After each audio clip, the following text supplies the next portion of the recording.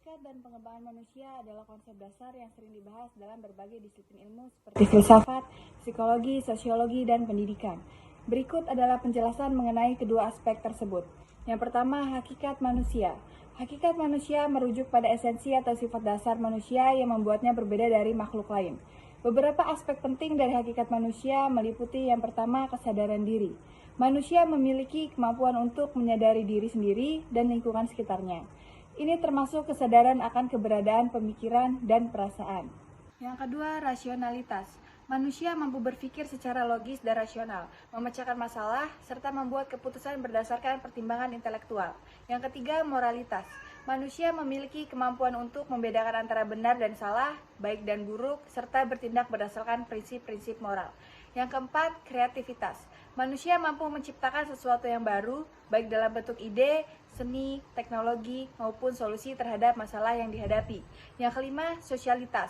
Manusia adalah makhluk sosial yang membutuhkan interaksi dengan orang lain dan cenderung hidup dalam kelompok atau komunitas. Selanjutnya, pengembangan manusia. Pengembangan manusia merujuk pada proses pertumbuhan dan perubahan yang dialami individu sepanjang hidupnya. Ini melibatkan berbagai aspek seperti fisik, mental, emosional, dan sosial. Beberapa faktor penting dalam perkembangan manusia meliputi yang pertama, pendidikan. Pendidikan formal dan informal memainkan peran penting dalam membentuk pengetahuan, keterampilan, dan nilai-nilai individu. Yang kedua, pengalaman hidup. Pengalaman sehari-hari, baik yang positif maupun negatif, berkontribusi pada pembentukan karakter dan pemahaman seseorang tentang dunia. Yang ketiga, lingkungan sosial. Interaksi dengan keluarga, teman, dan masyarakat luas memengaruhi perkembangan sosial dan emosional individu. Yang keempat, kesehatan. Kesehatan fisik dan mental yang baik memungkinkan individu untuk berkembang secara optimal. Yang kelima, pengaruh budaya. Nilai, norma, dan tradisi budaya tempat seseorang dibesarkan memengaruhi cara pandang dan perilaku mereka. Pengembangan manusia seringkali dilihat sebagai proses seumur hidup yang berkelanjutan, di mana individu terus belajar dan berkembang sesuai dengan perubahan dalam diri dan lingkungannya. Tujuan akhir dari pengembangan manusia adalah mencapai potensi hidup penuh individu dan hidup dengan bermakna serta produktif. Selanjutnya adalah landasan pendidikan. Landasan pendidikan merupakan dasar-dasar yang menjadi pijakan dalam penyelenggaraan dan pengembangan sistem pendidikan. Landasan ini mencakup berbagai aspek yang saling terkait dan mendukung tercapainya tujuan pendidikan. Berikut adalah beberapa landasan utama pendidikan. Yang pertama, landasan filosofis. Landasan filosofis pendidikan menjawab pertanyaan-pertanyaan mendasar tentang tujuan, nilai, dan makna pendidikan. Beberapa aliran filsafat yang memengaruhi pendidikan meliputi idealis, menekankan pentingnya ide dan nilai moral dalam pendidikan. Realis, fokus pada pengajaran fakta dan keterampilan praktis yang dapat diterapkan dalam kehidupan nyata. Pragmatis, menekankan pengalaman dan pembelajaran melalui praktik. Eksistensialis, menekankan kebebasan individu dan tanggung jawab dalam proses pendidikan. Yang kedua, landasan psikologis. Landasan psikologis pendidikan berkaitan dengan pemahaman tentang bagaimana siswa belajar dan berkembang. Teori-teori psikologi yang berpengaruh dalam berpendidikan meliputi behaviorisme, menekankan pentingnya pembelajaran melalui penguatan dan hukuman. Kognitivisme, fokus pada proses mental dan cara siswa memproses informasi. Konstruktivisme, menekankan dalam pembelajaran adalah proses aktif di mana siswa membangun pengetahuan berdasarkan pengalaman mereka sendiri. Humanisme, fokus pada perkembangan holistik siswa dan memenuhi kebutuhan emosional serta kognitif mereka. Yang ketiga, landasan sosiologis. Landasan sosiologis pendidikan mempelajari hubungan antara pendidikan dan masyarakat. Ini mencakup yang pertama, peran pendidikan dalam sosialisasi.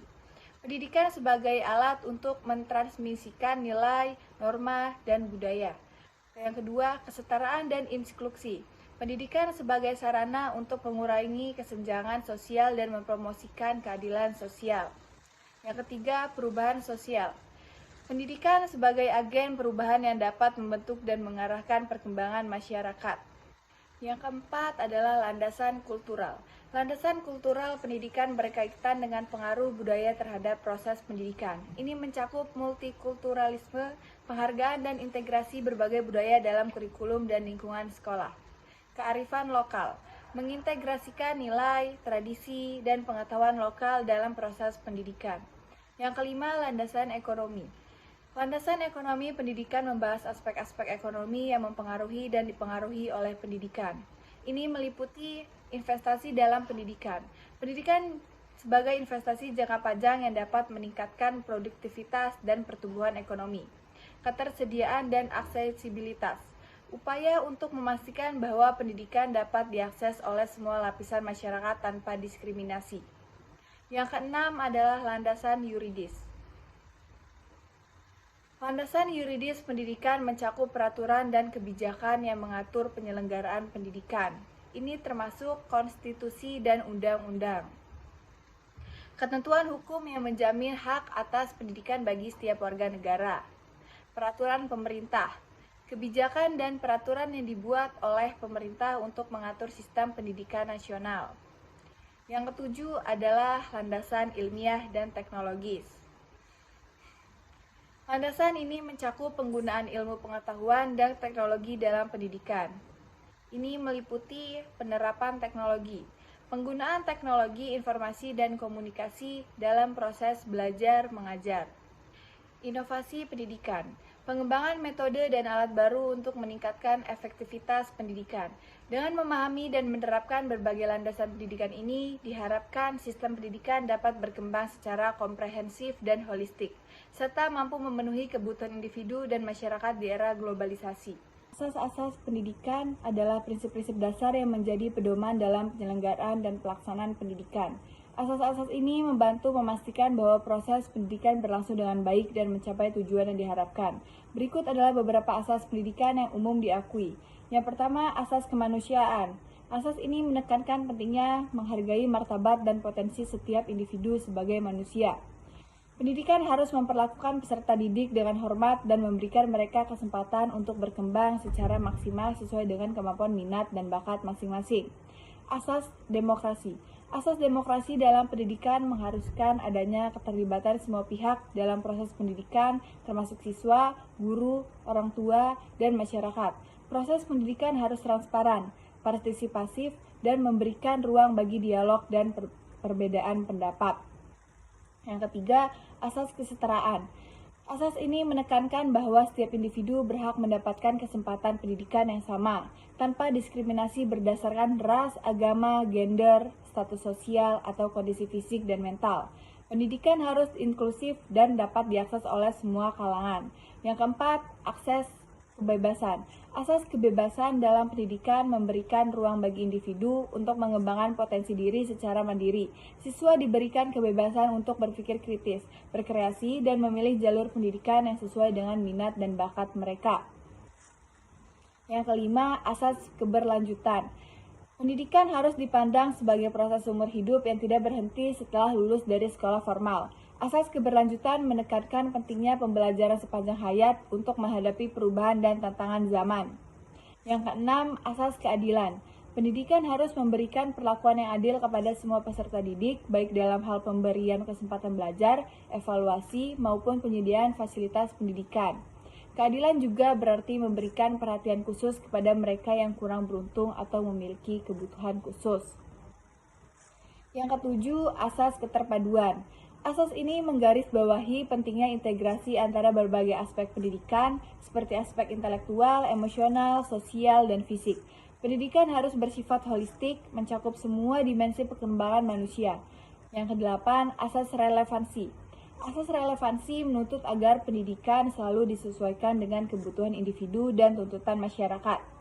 Kurikulum dan metode pembelajaran harus relevan dengan perkembangan ilmu pengetahuan, teknologi, dan kebutuhan dunia kerja. Yang ke-9, asas efisiensi dan efektivitas.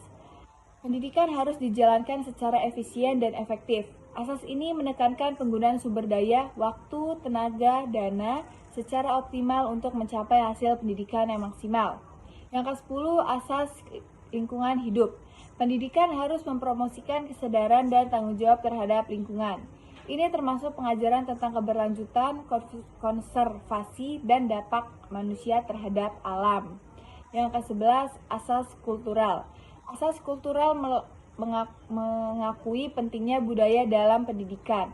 Pendidikan harus menghargai dan melestarikan warisan budaya, serta mengintegrasikan nilai-nilai dan pengetahuan lokal dalam proses belajar mengajar.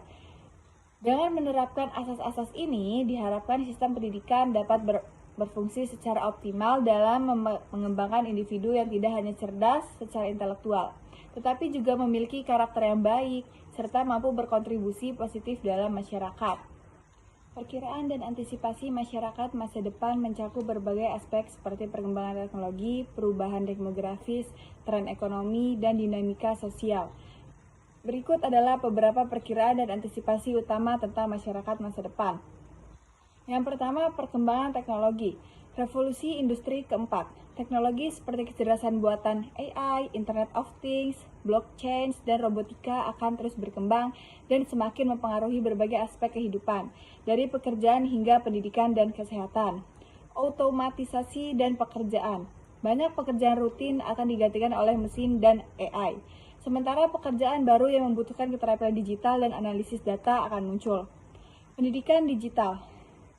Pembelajaran online dan penggunaan teknologi dalam pendidikan akan semakin meluas, memungkinkan akses pendidikan yang lebih fleksibel dan personal.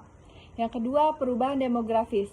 Penuaan populasi. Banyak negara akan menghadapi populasi yang menua, meningkatkan kebutuhan akan layanan kesehatan dan pensiun, serta memengaruhi tenaga kerja dan produktivitas. Urbanisasi. Proses urbanisasi akan terus berlanjut. Dengan lebih banyak orang tinggal di kota besar, ini akan menuntut perkembangan infrastruktur yang lebih baik dan pengelolaan kota yang efisien. Migrasi.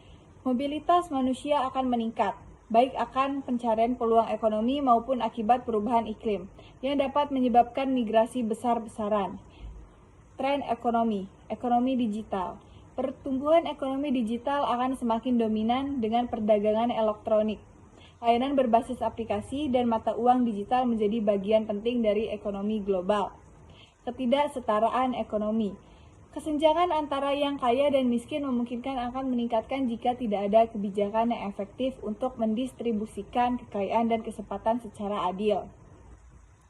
Pekerjaan jarak jauh. Tren bekerja dari jarak jauh, remote working, akan terus berkembang, mengubah dinamika tempat kerja dan keseimbangan kehidupan kerja.